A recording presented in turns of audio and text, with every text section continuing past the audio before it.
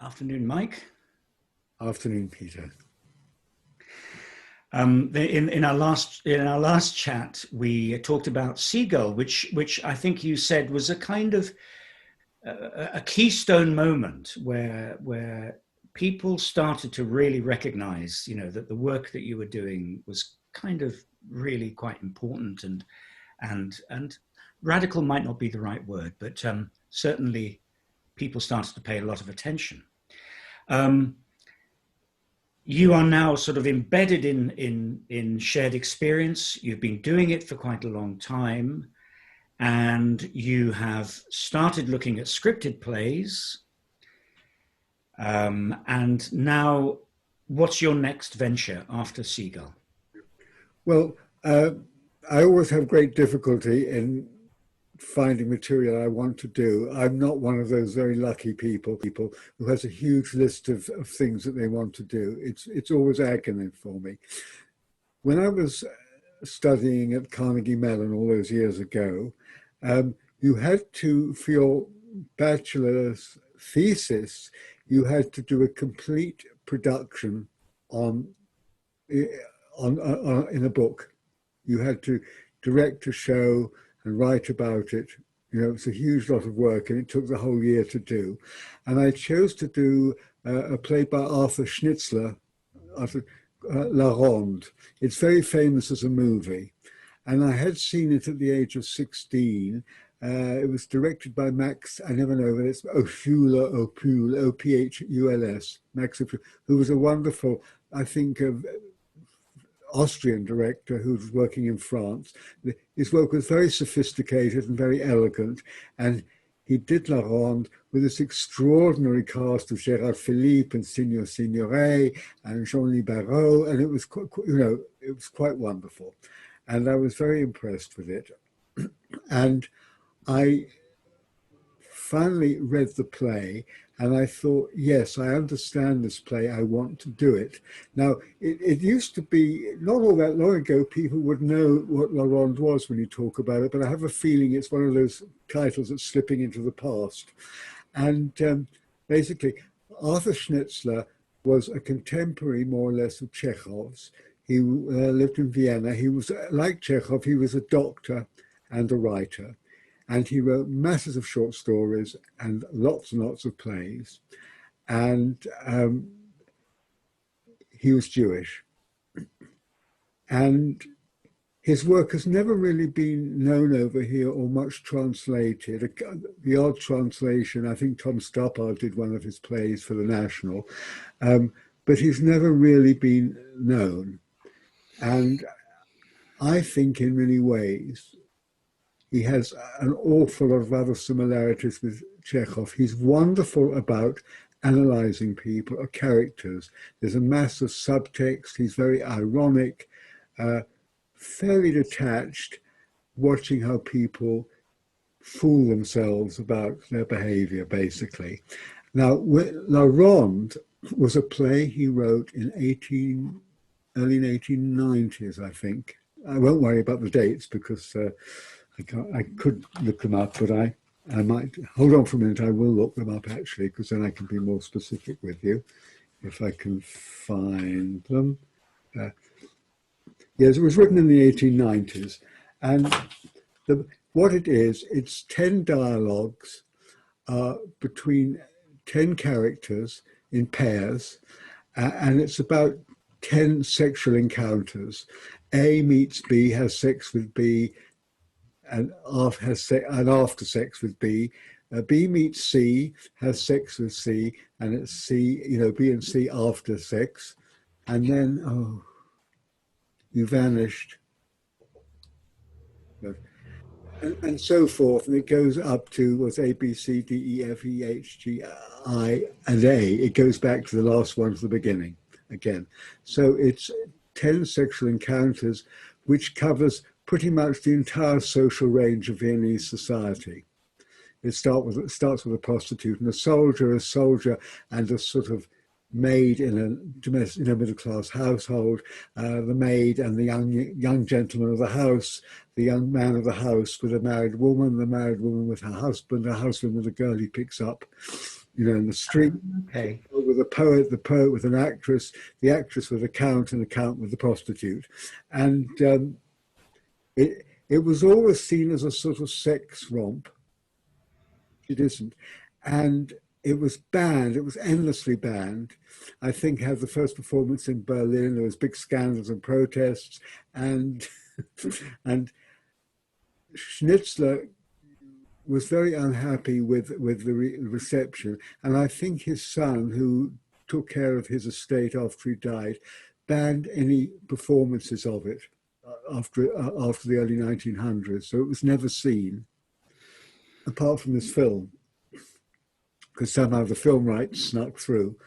And so at that point, you couldn't do a play until it had been in public domain for 50 years. It was 50 years after the death of the writer. So Schnitzler's death came in around 78, 79, something like that. And I decided I was going to do it. And of course, there was a whole rash of the play came out. The RSC did one with John Barton, and another one was done at the Manchester Royal Exchange. And I suddenly thought, oh, it would be really exciting if 2 actors played all the roles. Oh my God. All 10 of them. So I may have mentioned to you this wonderful actress, Pam Ferris, who worked with me for such a long period, and I thought she would be wonderful to do this. And another very good actor who'd worked with me a lot called Jonathan Hackett. So with the 2 of them, we worked through the whole play. And the production got wonderful reviews, and it was much better than the other 2 productions. It had subtext because the characters were complex. We had a long rehearsal period, and it was a sort of tour de force for the actors because they came on in underwear and dressing gowns, and then got dressed in the opposite upstage corners of the space into their characters, and then did a scene. Okay, and then there's a meeting scene, then there's a sort of blackout for sex, and then there's the scene afterwards, and then they go back to their corners, change costumes, and proceed that way. And I had a wonderful composer called Ilona Sejkac, who worked with me a lot. I think I've mentioned her. She was terrific. And she wrote the most wonderful, ironic sort of distortion of Viennese music, you know, waltzes and mazurkas and so forth, which was just terrific, which covered all the sex changes and everything. And Pam and Jonathan got very slick at changing very complicated costumes. You know, uniforms and skirts and corsets, and Pam changed her hair in about 2 minutes. You know, they were brilliant. And it was great fun to do, and it was really, you know, quite an eye-opener. And I think years later, Sam Mendes did a production for the Donmar with Nicole Kidman, and another actor did all the roles in a modern version of it. Anyway, so... and it's a play I did quite a lot en route, as it were. I did it when I was at Lambda. I'd done it about 3 times before because I always was attracted to this play. I did it years ago when I was in Cincinnati. So, but this was the sort of culmination of it, and I think I did a very good job on it, and it went very well, and that was great. And tell me, did you translate it or did you use it? I did translate it. I was working in Sheffield. We were working in Sheffield a lot because we used to open all our shows in Sheffield at the Crucible Theatre. So we were up there for quite a long time, for periods of time. And one of the dressing rooms became my office. And somebody in the literary department found this absolutely sweet German Jewish man who had been a sort of Kindertransport guy who'd come over in the late 30s to England, and was very, I don't know, very gentle, very warm, loved England. And he helped me, he translated it. He sat with me and I did it my usual process of sitting with the writer, with a translator who dictates and comments on it. So I did my own translation. Yeah. Has it ever been done again, your translation? No. No, none of my translations have ever been published, and they've almost been about to be. It was going to be in Nick Hearn's Classical Connections, but the guy who was his editor just died just before it happened. It sort of vanished. It didn't quite happen. No, it's never been published, but I've got it, and it's there. And yeah. And I presume, Mike, that it was a tour. Yeah, we opened in Sheffield, yeah, and then we toured it, and and I sent the poor. I thought the act would be very nice as there were only tours, and I'd send the two actors off to Vienna to do a little bit of research. So we gave them a bit of money and sent them off to soak up atmosphere. I don't know whether it helped or not. We'll have to ask Pam Ferris about that. Yes. Then you decided, from what I've gathered in our conversations off camera, as it were, what I've gathered is that you decided to go back to the idea of putting a novel on the stage again. Yeah. Yeah. So that is what novel? A Handful of Dust by Evelyn Waugh. Okay. It was a book I read when I was quite young, and I had very sophisticated tastes when I was a child. I think I first read it when I was 13, and I understood it. I got it. And it always stayed with me. And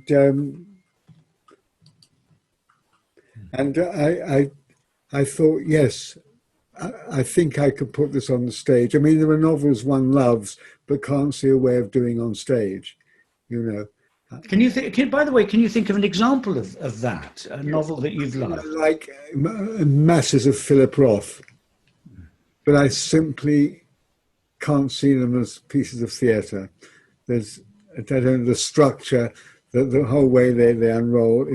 Maybe somebody else could. I mean, you know, the whole point of adaptation, if you can see a piece of theatre in it, fine, but you've got to be able to do that. And I've never been able to. No, again, it takes me a long time to find a novel I want to do, because I liked very much this idea of alternating between, you know, a scripted play and then a novel, because they seem to reinforce and support each other and stimulate each other's mode, as it were. And it also was very creatively stimulating for me, because when I'm doing a play, I try very much to be true to the play. I don't want to do anything with the play. I don't want to rewrite it or adapt the play or put a spin on it, which I don't think is there. You know, I try to avoid any sort of conceptual, very crudely conceptual interpretations. And so when I'm working on a play, I accept the walls that the writer has built, as it were. You know, I like to keep plays in their period. I wouldn't want to do La Ronde, for example, or The Seagull as a part of the 20th or the 21st century, because they're firmly written at the end of the 1900s, and that those characters, although they have universal applications, they are specifically connected with their period and where they're living at the time and the place. And as soon as you move them, you lose masses of the play, the motivation, the world. I mean, you know, Eva van Hove did this production of Hedda Gabler at the National. It was modern. It was in a white space. It was meant to be a flat, you know, and it had nothing to do with Hedda Gabler, because Hedda Gabler is trapped in a culture where women cannot express themselves. And here's a woman living in, you know, the 21st century in London in a flat. You know, so why bother? You know, write another play if you see something. Anyway, that's very much my feeling. So anyway, I very much trust the structure of a play and the walls, and I think it's my job to dig down deep into it. So I'm looking for the depths, the layers of interpretation and depths within a play. Okay, and with great plays, you keep digging and you keep finding more and more and more. I've talked somewhere else about, you know, Chekhov's bottomless depths, and it's true. And even with a play by Schnitzler, you think, oh, that's what that's about. That's what the character is. Oh, that's a theme. Oh, right. You know. Now, when I come to adaptation, just by the very nature of it, there's far too much material for an evening in the theatre, even if I did 10 hours of it, like with Bleak House. And so you are inevitably going to cut. So what I'm trying to do with a novel is be true to it in spirit and be true to it in words, which means that Sorry about this. It's fine. We're declining that. That was a phone call, I think. Sorry about that, Mike. Be true to it. You know, so I want to be true to a novel in both spirit and in word, literally. So when I'm adapting, one of the pleasures for me is the language in which the book is written, because actually I think the way the play is written, the words and how they're placed on the page is the reality of that piece of work. It's not the characters or their plots, although they may be very interesting. It's the way the writer has unrolled the information about them through language, through grammar, through how many paragraphs, breaking it up into chapters or not into chapters, viewpoints, so forth and so on. And so the language for me is I want to keep the language. Like, why would one do Dickens and not use his language? Because it is quite wonderful. Okay, so and obviously you have to cut, because even a short novel it takes a long time on a stage. So somehow it allows you. You're not digging deep as you are within the walls of an already texted play. You can sort of spread your wings in width somehow, and it allows you to be a little more creatively imaginative on your own. How am I going to put this novel on the stage? Because it was always been my intention that the novel should go on stage in its entirety, in concept, but not literally be written as a play. It's some other sort of form of theatre. Yeah. Okay, you're creating a new form when you adapt something, you know, because if you're using a novel, I want to use the narrative, I want to use descriptive passages as well as the dialogue and the scenes within a novel, you know. So how do I put those on stage? And that becomes a very exciting exploration, which I still get excited about, because the possibilities become endless. There's so many ways in which you can play with the structure of a novel. Okay, so anyway, there I was doing A Handful of Dust, and it was another little turning point for the company, for Shared Experience, because it was the first time I did a show with intention of it being for a proscenium stage. All the other shows could be in any theatre, and mainly in theatres in the round or intimate theatres.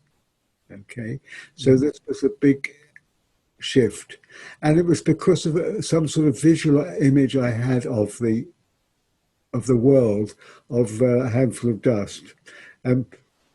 As you may know, it's about sort of upper class, landed gentry, cafe society in the very early 1930s in Britain. And looking at photographs and watching movies of that time, you feel all the people are very presented. Mm-hmm. You don't think, oh, I can have people sitting in a round to look at these characters. They don't allow you to. You can observe them from a slight distance, because they sort of detach themselves from they don't want to be deeply investigated. They're very protective of their inner lives. They don't show emotion. Sorry, are you talking about Waugh, Evelyn Waugh's presentation of people, or are you talking about the kind of world in the 30s? Well, it's both, really. It's what the world he saw. Yes, and how he presented it. Because those people, I mean, you look at photographs, you know, they're very posed. Everybody, the clothes were very elegant. They were very silhouetted. It was all very neat. The men had those beautiful, double-breasted jackets, and and the very groomed, greased-back hair, and the short cuffs, and very dapper. And the women were very elegant, small heads, very neat, very skirts cut on the bias.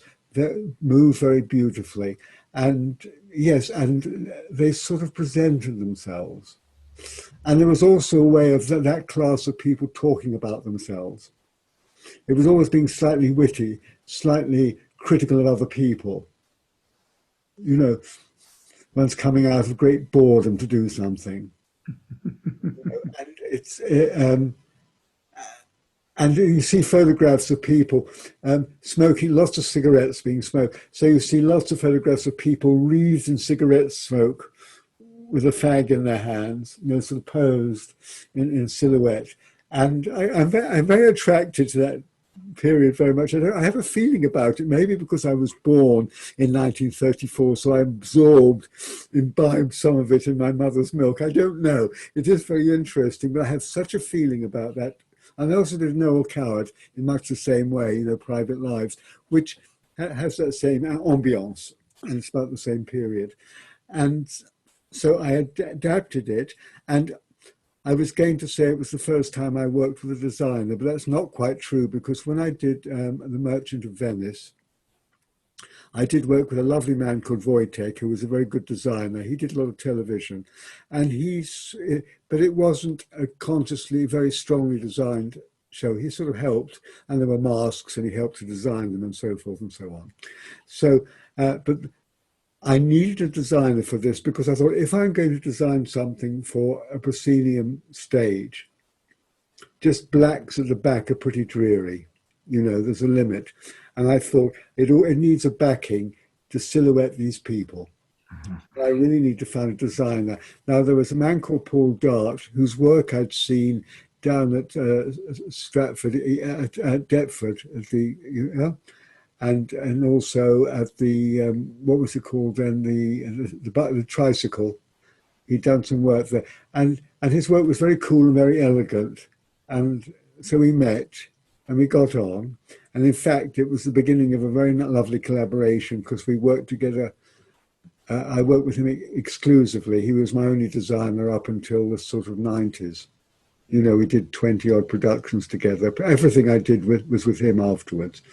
And we worked well together. He was incredibly open. He'd build a model for you, and I'd say, I don't think that's quite right. And he'd just throw it away without any concern and make another thing. He was lovely and very generous, and sort of reinforced all my ideas.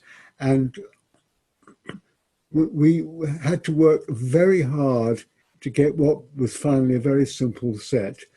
It was a back wall covered in grey velvet, which just framed them, and a metal floor which reflected light, set, and it was like a space within the stage space.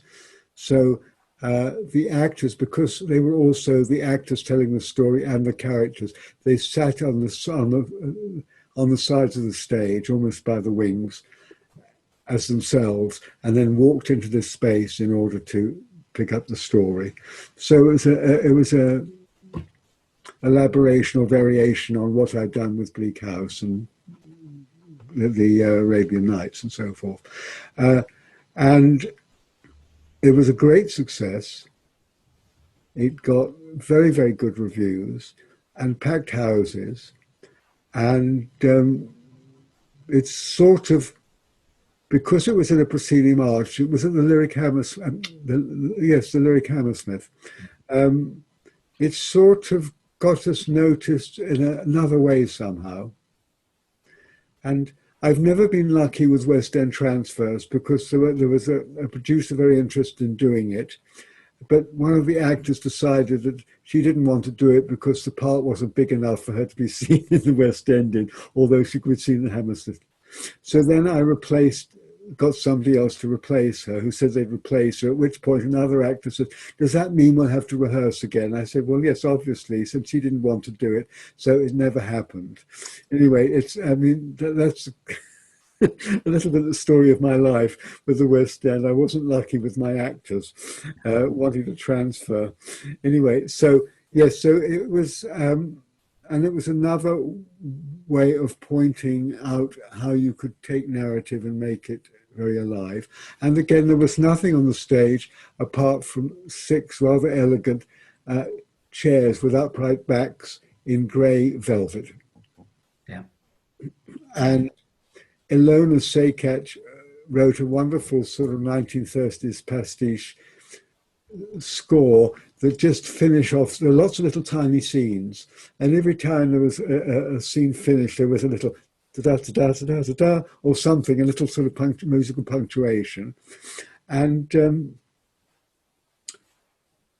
was a lot of music within the play, realistic use of music, because a lot of the scenes take place in nightclubs, in restaurants and so forth, and dances and so we used a lot of music from that period, the songs that were written, the Cole Porters and Rodgers and Hart and so forth from the late 20s, early 30s, which was very nice. But again, the musicians union were monstrous. In order to use that music, we couldn't at that time use orchestral stuff that existed. So we had to pay so it ended up with 2 pianists recorded the music, and they had to be paid for every performance. Wow, okay. On its tour. Anyway, so that was that. And yes, it went very well. We had a very small tour with it. And what was quite wonderful, this was a very important something for me, something that happened for me. We had a dress rehearsal, I think, at the then Mermaid Theatre, which was available. And no, it was at the, what's it called now? The Collegiate, no, the Bloomsbury. And it went very, very well, for a dress rehearsal. It went terrifically well. And then for some reason, we had a week before we started our tour. So we had a whole other week we could rehearse. And we all felt so very good about the work and confident. And I thought, let's absolutely hone this so it's so polished when we get on tour. So that week we used to refine all the period work we'd done, the style. So we would, each morning and afternoon, we'd choose some technical aspect like the speech, and just play the whole act, concentrating on getting the accents right and exploring how those accents worked and the emphasis and so forth. Then we'd spend a whole afternoon on how they wore their clothes, and so forth and so on. So by the time we opened, they were, because of that discipline, they were so free within this world. Now, the other interesting thing, Patsy Rodenburg, it was the first time I met her and worked with her. She was our dialect coach for it. And again, she was a revelation, and it was a revelation, because looking at the language, even way back in, when was it, 1981 or 2, something like that, 60 years later, the language was like prehistoric. You said Monday, Tuesday, Wednesday, and medicine and secretary. Well, so it was wonderful, and to get used to that. So the actors had to work very hard to embrace this period, because even by then, gender politics had changed tremendously in how men and women dealt with things. So we had endless rehearsals where the women waited for the men to remove their coats or their cloaks, waited for the men to light their cigarettes, waited for the men to place a chair to seat them, and the men had to get used to having pockets full of, mimed, in this case, cigarette cases, lighters, matches, all the paraphernalia of smoke. There was a whole language of smoking and how people smoked. And again, we didn't use props, so everything was mimed. And there are lots and lots of phone conversations in the thing. And so we did this whole exploration of how people talk on the phone when you can't be seen. You know, and oh, it was wonderful. There was so much to play with. I mean, it was just, and every morning for 20 minutes or half an hour, I'd say, okay, guys, I want you to come in and practice being 1930s people. I just want you to go around the room and pose, because we'd looked at lots of photographs, as I say, we'd looked at lots of movies. And so the actors would sort of drape themselves and pose, you know, and be very cool, you know, and so forth. And until it became second nature for them. And then what was interesting about it, working from the outside in, they got so used to doing this that it affected the way they felt and thought, which is absolutely right, because your body takes you somewhere else. If you're behaving in a certain way and being rather cool, very upright, beautifully groomed, very aware of yourself, very conscious of your silhouette, being rather guarded, always moving in style, something happens to your inner life.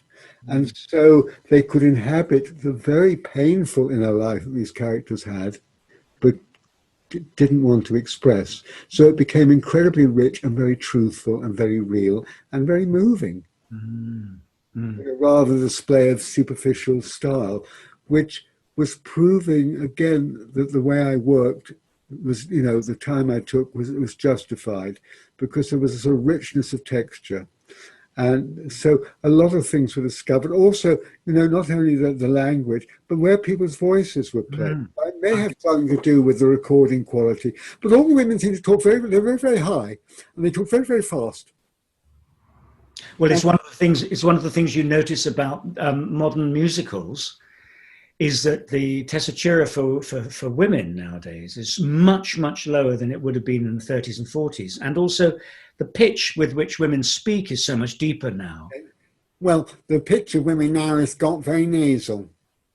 In fact, I'm finding most women's voices unbearable to listen to, certainly in a radio record, because they're not centered.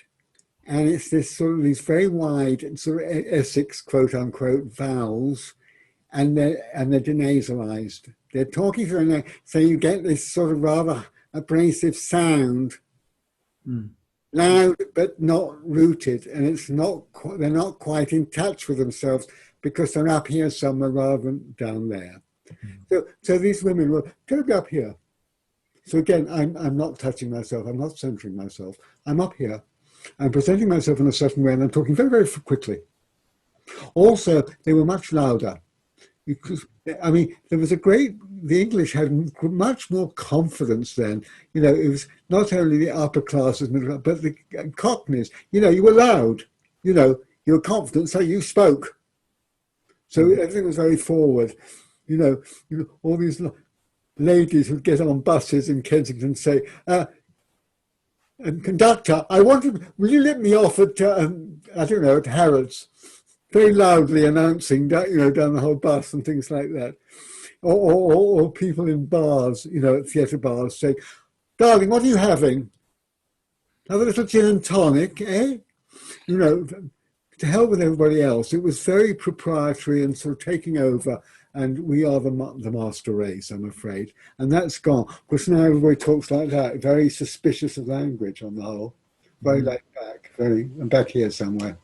So it was a great sort of, you know, sort of archaeological dig doing that show. It was really, you know, I learned so much about all sorts of things. I'm gonna touch on something that might be a little bit tricky here, because you talked about that 1 week. You had this fantastic run through.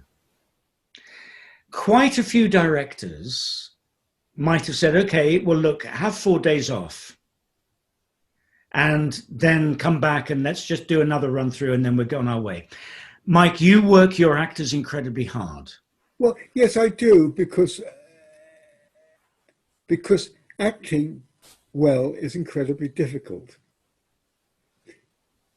Actors need absorption time, you know, so it's not just, slavishly driving them for the sake of doing it, but it's needing the time to absorb. Now, the show was very, very good, but I knew they were dealing with this very particular style, which I've never seen done on stage. It's usually very superficial and camp on the outside, just mannered. Or you get actresses like Fenella Fielding with very mannered voices, And it's not that, it's trying to discover the reality of this particular world and these people. And because they had all this stuff of having to mime props very realistically, that they had to embody. All the actors, because they played lots of different roles, they had one costume. The men had very beautiful suits, mainly double-breasted and sometimes with a waistcoat. And everything was in grey, and the women had very elegant dresses. And they just transformed. So they had to transform within what they were wearing, and they had to make the lighting of cigarettes or whatever it is so real that the audience weren't confused.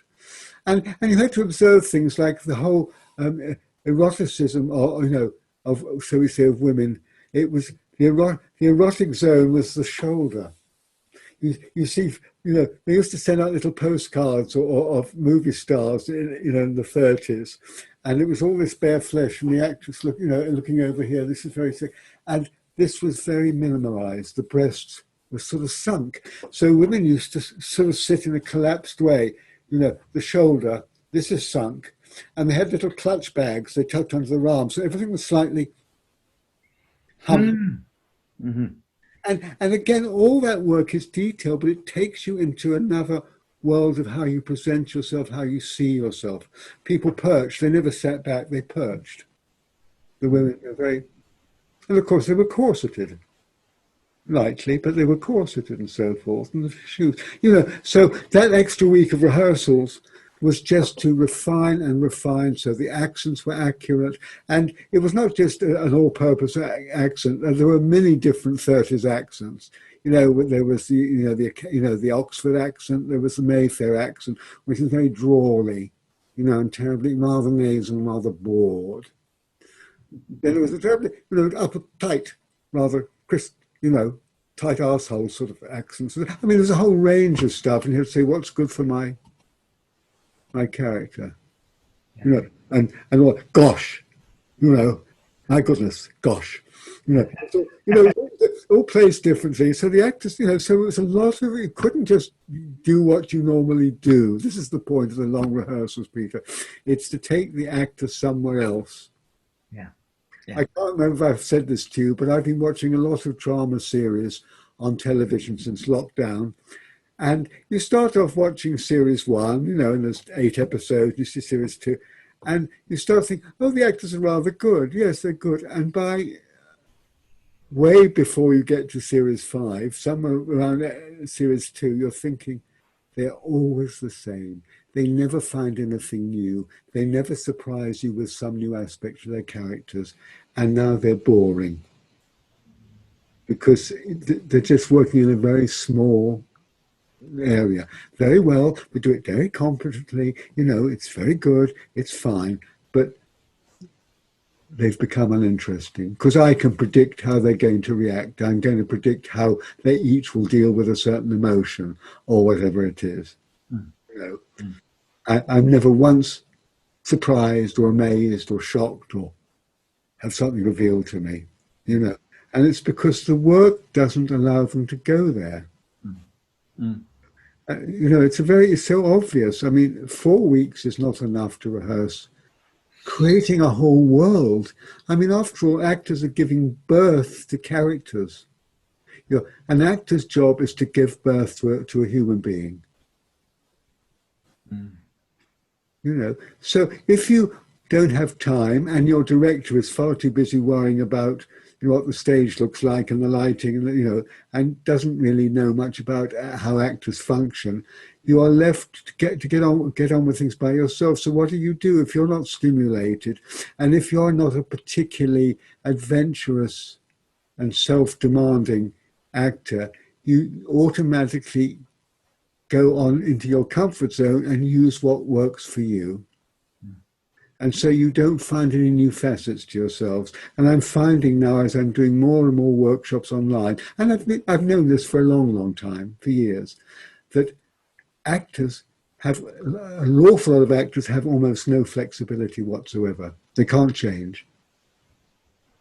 And the whole thing is that we're human beings, we're incredibly complex, and we have the capacity to be almost anybody we want to. Okay, Mike. I think this is that last statement you make is one that maybe we should just sort of do a marker on and explore at a later stage, because that's a really quite a challenging thing you just said there about actors nowadays. But I think maybe we'll bring this particular talk to a close and reconvene and take the story on further. Thanks a lot. Thank you for watching, and I hope you enjoyed that chat. And if you did, would you press the like button and also the subscribe button? That would be great. And if you wanted to be given alerts to when the next one is happening, just press the bell button. If you want to put any comments or any questions underneath here, underneath the video, please do. And at some point I will re-interview Mike, as it were, and put some of these questions to him. So I look forward to seeing you again soon. Thank you.